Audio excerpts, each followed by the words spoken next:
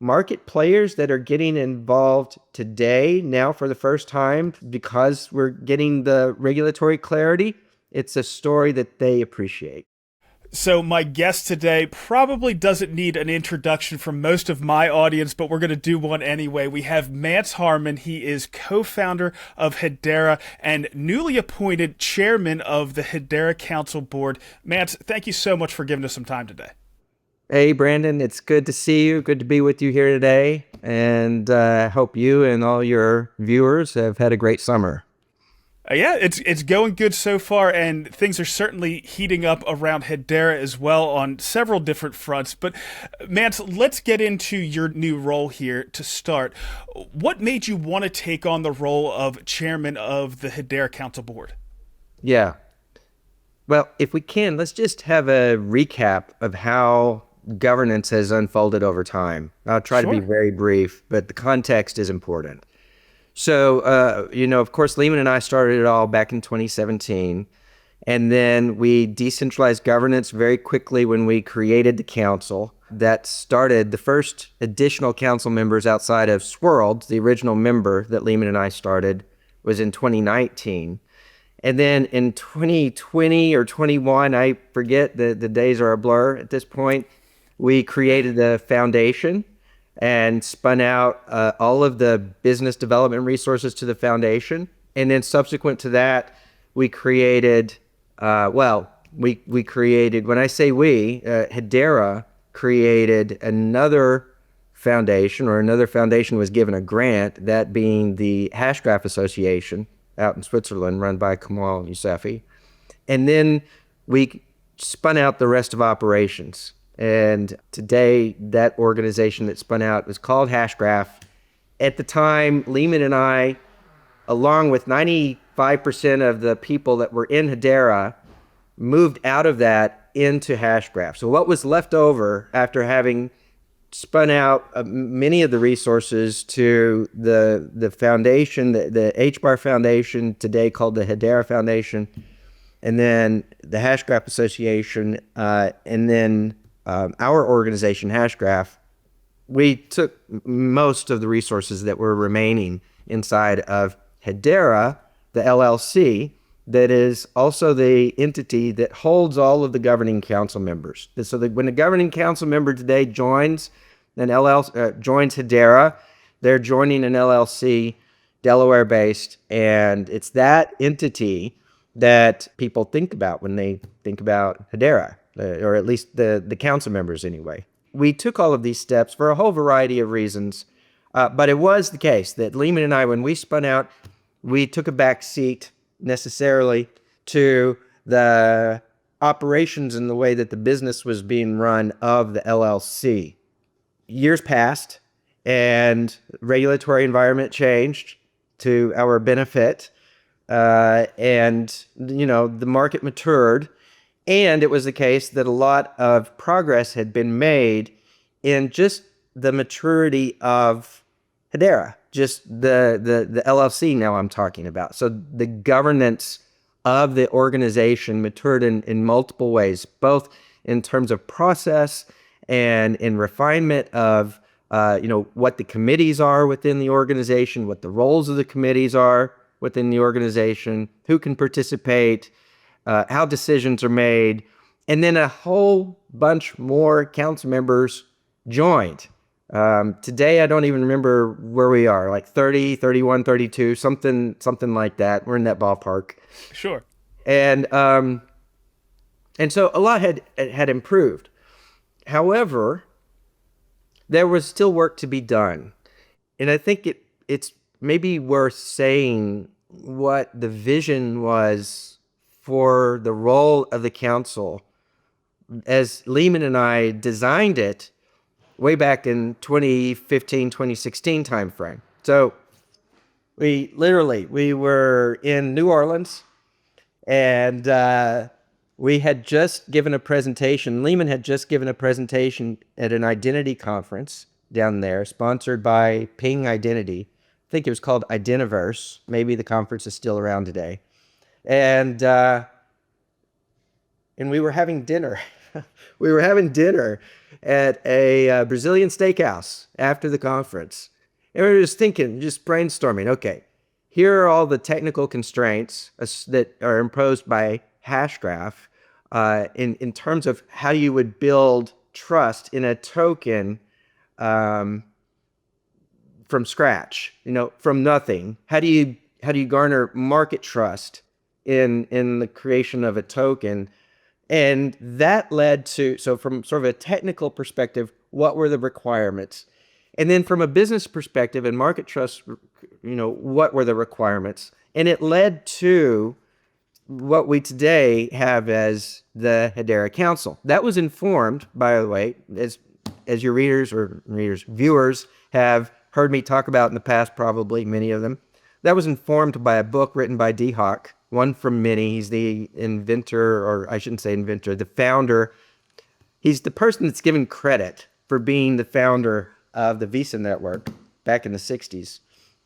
But we were sitting there and we designed the council to have really three functions.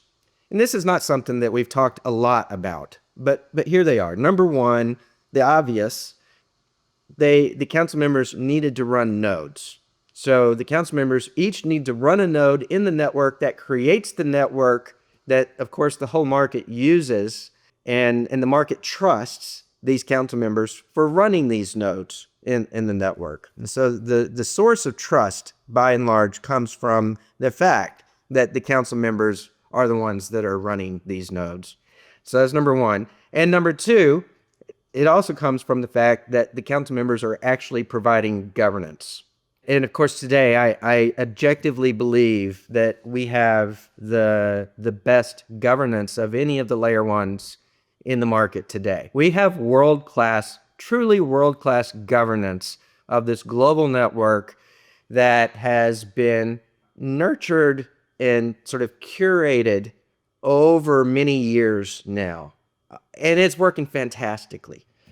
The number three role that we always envisioned, but hasn't yet materialized the way that I would consider mature, is for that the council members each individually and collectively to become sort of lighthouse customers of the network and showing the way to Hedera. The lighthouse is we hold them up as examples to their industries for a whole variety of use cases, and through that there's adoption of those use cases on an industry by industry basis. So when we created the council, we didn't focus on any single use case.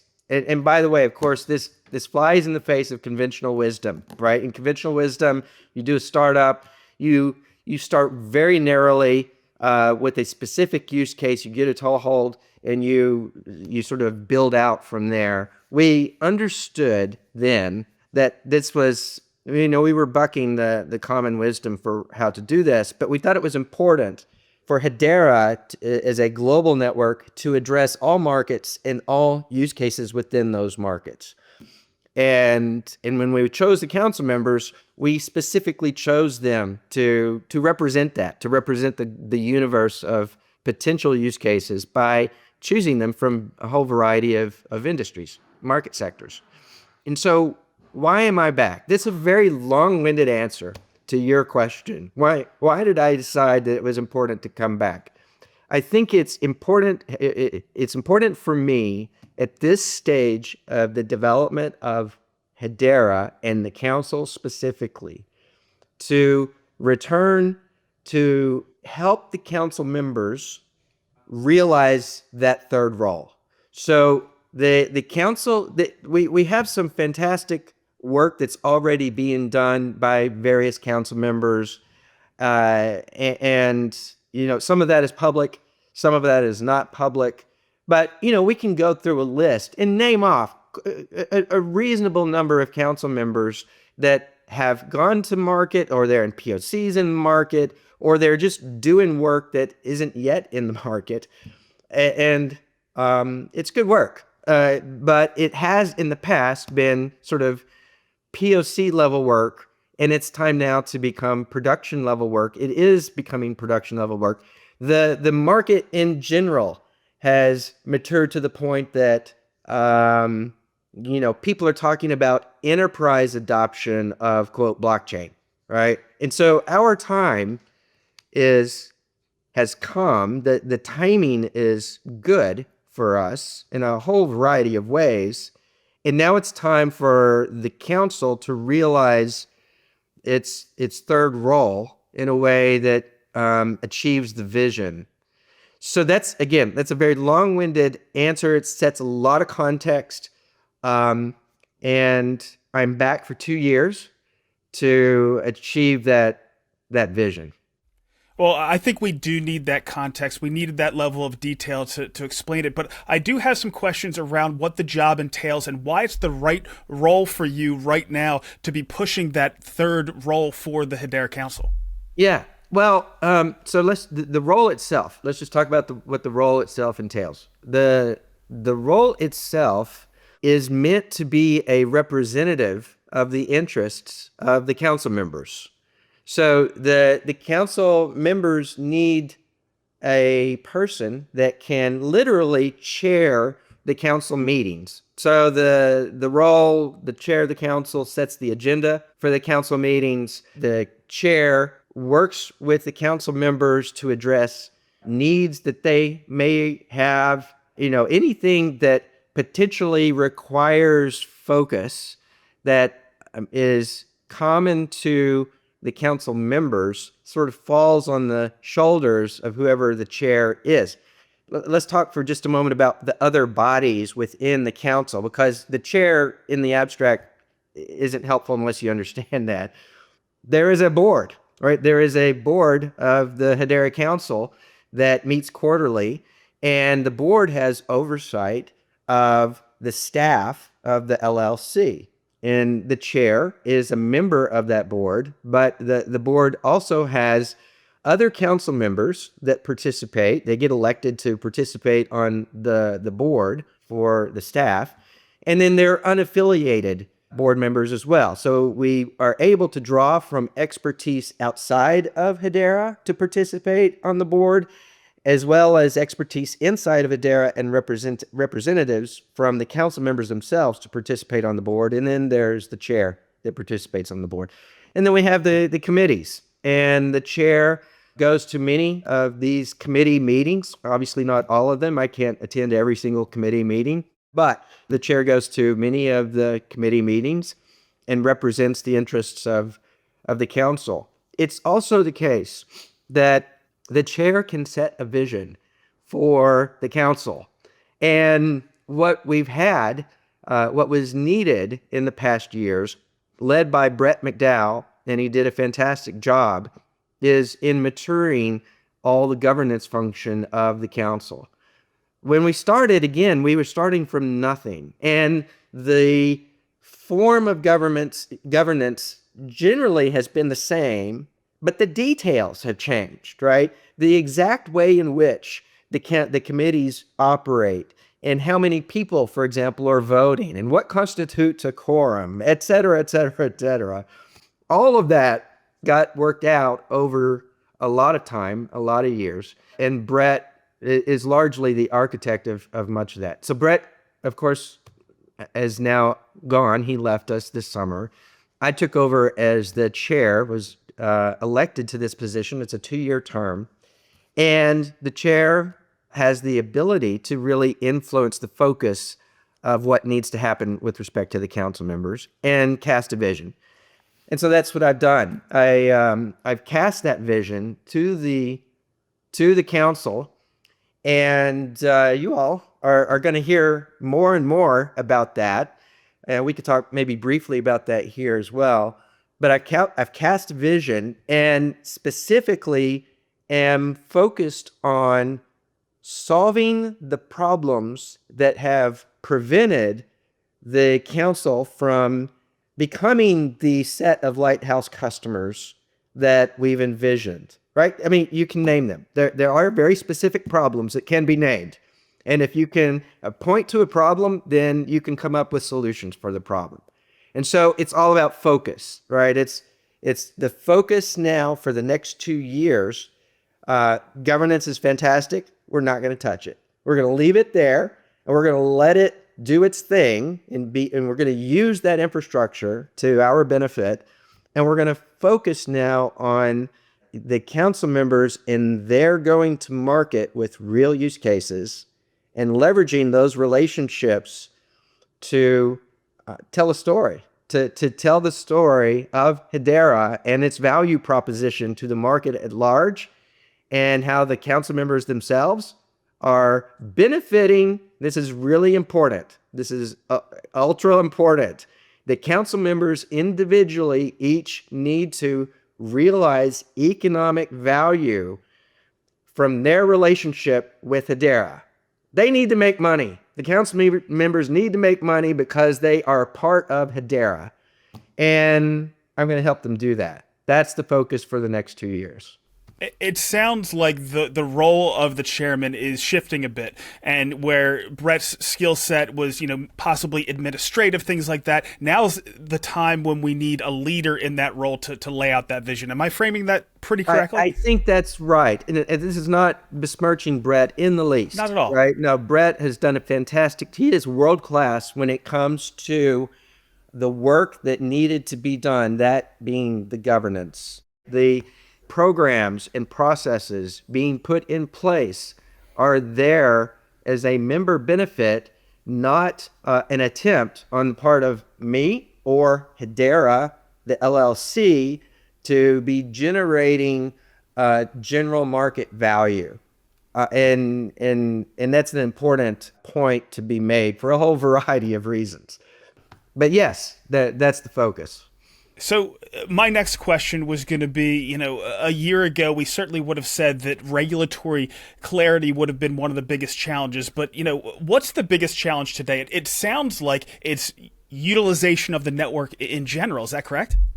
Well, so the interesting thing is that there are a lot of really cool things happening in terms of the market beginning to utilize the network just on its own, independently of anything that we're doing within the council. Now, there are some also very cool things that are happening within the council, and I'm sure we'll touch on some of those.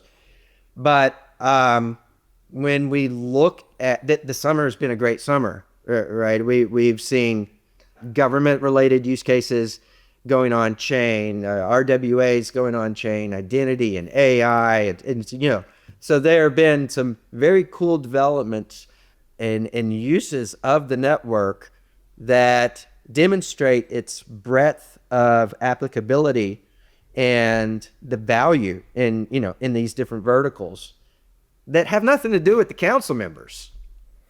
So the work that's being done by the foundations and by Hashgraph to some degree on its own, outside of its formal role in support of the LLC, the Hedera LLC, all of that is bearing fruit. And now what I want to do, is bring that home, so to speak, specifically to the council members and help the council members be successful in their efforts within their organizations and within the council. Well covered. So why don't we get into some of those use cases? What verticals, use cases, or live applications on the Hedera network have you most excited right now? Well, look, some of the ones that I just mentioned are noteworthy, right? The work that AP Plus is doing down with CBDC in Australia, and all of that, the use of Hedera and Sphere for wholesale CBDC. All of that body of work, that use case is just fantastic. It's real. It can lead to having our first, what I'll call, lighthouse customer in a big way for CBDCs and stable coins and micropayments. And, there's just a whole bundle of value and benefit associated with that particular project and everything that is going on there. And it represents sort of a vertical theme that I think we are interested in. So I said we wanted to cover the full range of use cases. That's certainly true. It's also the case that there are just a few verticals that I think it's fair to say that the foundation and Hashgraph, maybe both foundations and Hashgraph, are focused on payments and the whole payments space, and stable coins, et cetera, RWA, tokenization, but with payments at a sort of the leading edge of that is focus. Another example of this is the Aberdeen and Archax and Lloyd's of London project that got launched this summer, and all the work that is going in there. That's a major development, right? So that's really important. And then AI. So payments and tokenization generally, AI, the work with Jonathan Doughton and Equity Labs, NVIDIA, all of that could lead to really big volume, really important use case in AI. And then ESG is still there, right? There's still a lot of good things going on related to carbonization. Of course, B4E, the Blockchain for Energy consortia of giant energy companies, joined the council. They're already knee-deep in working on use cases and related to the carbon credits and all that work. And then identity. So if I were going to say 4 things that are really focus areas, kind of horizontal, but also a little bit of vertical associated with these, it's AI, it's tokenization with focus on payments, it is the whole carbon credit stuff, the ESG related work that we're doing with the Guardian, et cetera, and identity. And identity, of course, is a substrate to all of these use cases. And I think there are opportunities to really lead there as well. All right, understood. Now, one of the hot button issues for the Hedera community is often around staking on the Hedera network. What's your general take on staking for Hedera? Look, I have a mixed opinion on it. And while so I'm going to say some things that maybe are triggering to some people. But I think that if you don't inflate your supply, then you are in a situation where the staking needs to, the amount of staking rewards that can be paid or should be paid needs to be a function of actual network usage.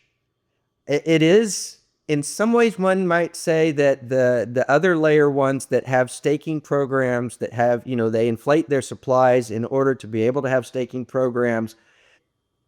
That's one approach. It is also the flip side of that argument is that they are taking money away from everybody by inflating the supply, diluting the supply to provide staking rewards to a few.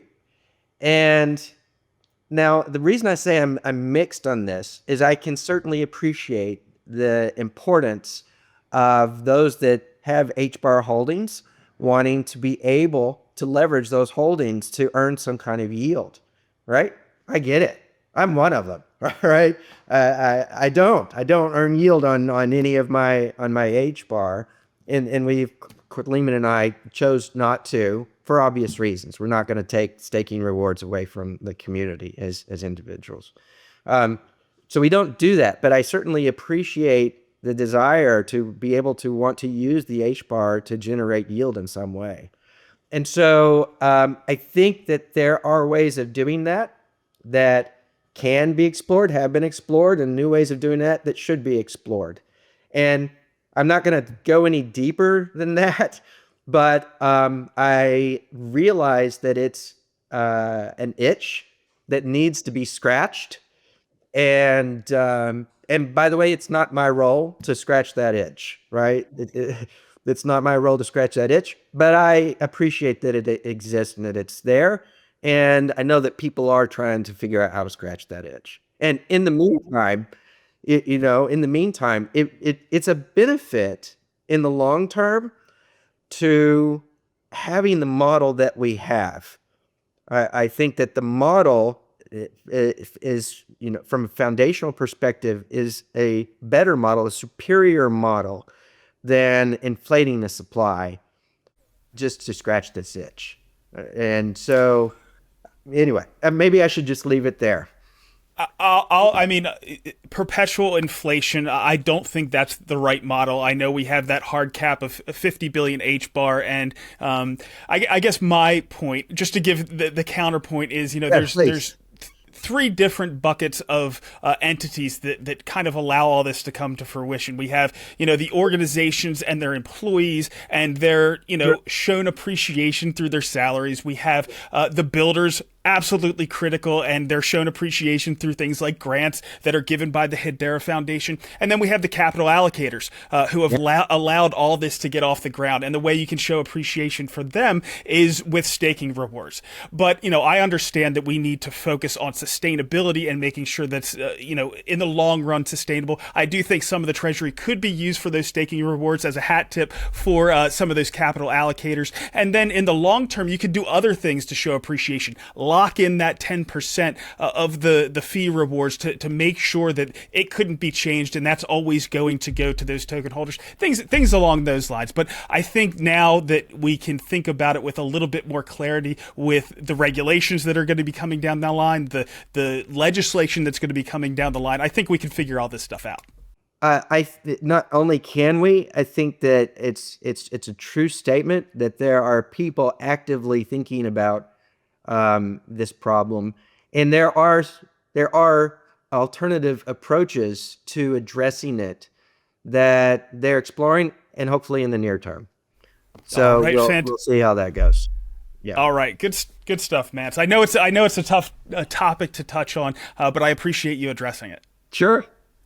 All right, so the next thing, and we've talked about where we've kind of fell short of some of your expectations, maybe around the council, but there's been so much success that we've seen with the council. But, with the ecosystem, everything else, where can you say that you believe we've exceeded your expectations, going all the way back to open access, both from a network perspective and from a ecosystem perspective? Where have we exceeded my expectations? That's a really good question. Let me start by saying everything takes longer than you expect or hope. Everything takes longer, right? What's the old idiom? It's you think you can accomplish more than you can in 1 year. One year, but you can accomplish far more than you realized in 10 years. That sort of thing. We've been at Hedera now for 7.5 years, 8 years, something, since the summer of 2017. So 8 years, right? And I guess what I would say is that I like the fact I am comfortable today that Hedera is going to be around for the long term. If I'm trying to point my finger at any single item or data point that I'm most proud of, I think that what was created and what has developed over that 8-year period is something that has true fundamental value in a crypto world that doesn't understand what fundamental value is. So true fundamental value, and that it will be here for the long term, and that the market players that are getting involved today, now for the first time, because we're getting the regulatory clarity, it's a story that they appreciate, right? It's a unique story in the industry that has meat on the bones, that does focus on the fundamentals, and the mature players in the larger industry will appreciate that story. So you could point at a whole bunch of things. I guess what I would say, just to sum it up, is we have a fantastic platform, a fantastic foundation that is poised to appeal to the coming market. And the coming market is just around the corner. We just need a little bit more legislation to get passed, and and the market players are already getting involved.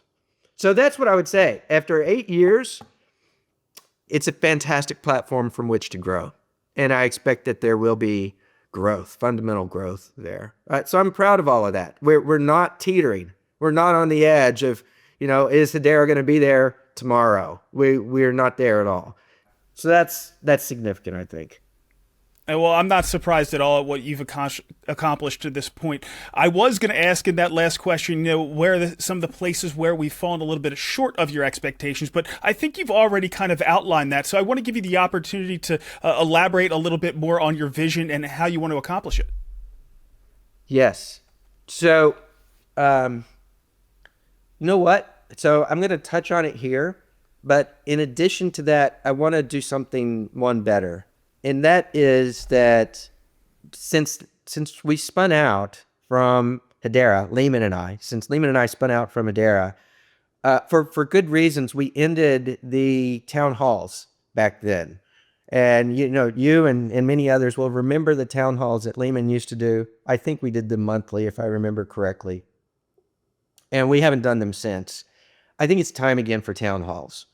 And I think that what we will do is associated with council meetings, subsequent to each council meeting, there will be something like a town hall where the people that gave significant presentations, that doesn't mean that everyone that was on the agenda will show up, but all the significant presentations and presenters on the agenda should show up and essentially give those presentations, right? We want the community to be able to see and hear essentially what is being presented to the council. It's a hard thing to do, to bring the cameras into the room. And I did think about it, right? It's just a challenging thing to do for a whole variety of reasons. But I appreciate that there's a need for the community to want more transparency than what they have been getting from the council. And by the way, everyone should see that the council minutes were just recently posted for the past couple of council meetings. So that's a first start.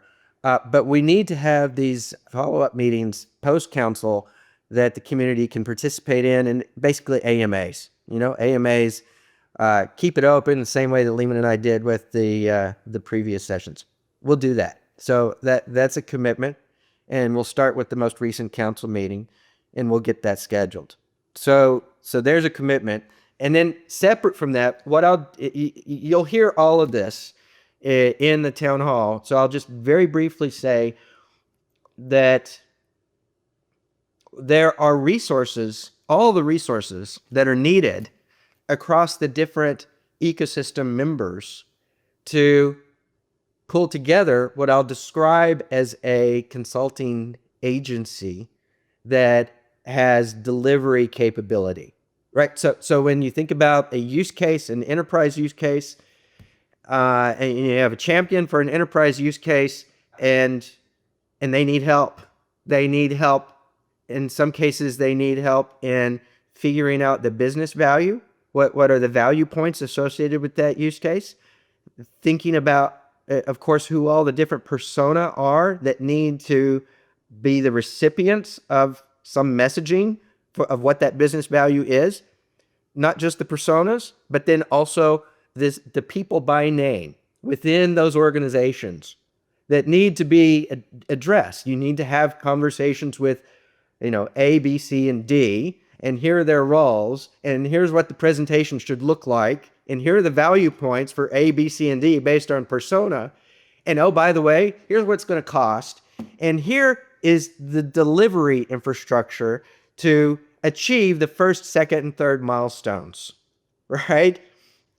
All of that capability exists in the collection of entities that are within the Hedera ecosystem. And I'm not just talking about Hashgraph and the Hedera Foundation and Hashgraph Association. Of course, I am talking about them as well. But the relationships that we have with the members of the community that have businesses that bring value in some way, et cetera, et cetera. All of that exists. What has not existed is that agency, we'll call it that I'm describing, that coordinates the appropriate functions across all of those in delivery of this service to the council members. So that's it in a nutshell, right? It's the ability to bring to bear what we have in a focused way that hasn't been done previously. And it will end up being a bespoke engagement for every council member. So it's a big job. It's a heavy lift, right? It's a really big job. But that ultimately is what is needed to fully realize the vision and to ensure that every council member is realizing economic value from their relationship with Hedera. And if we get this right, then I'll be able to say that the council is mature. And Lehman and I, did our jobs and realized that vision. Yeah. Well, one thing that I can say about you and Lehman is that your dedication to the Hedera network has never wavered. It's always been straight ahead, making sure that you're addressing the things that need to be addressed, and I think we've seen a lot of success to this point. Mance, we're already over time here. I appreciate how much time you've given us. Is there anything else you'd like to pass on before we let you go? No, I think that was it. The one thing I did want to say was to keep, and I've already said it, is to be on the lookout for some type of announcement. The team will make an announcement, and we will have an AMA, something, we'll put it together, and the various members of the ecosystem will be there, and we will all give you all the briefings, the insight that has largely been given to the council. Well, Mance, I'm looking forward to this next leg of the Hedera journey. I couldn't be more excited. Thank you so much for hopping on today, and good luck in the new role. Thank you so much for having me. Glad to be here and looking forward to, engaging with the community again in the coming months.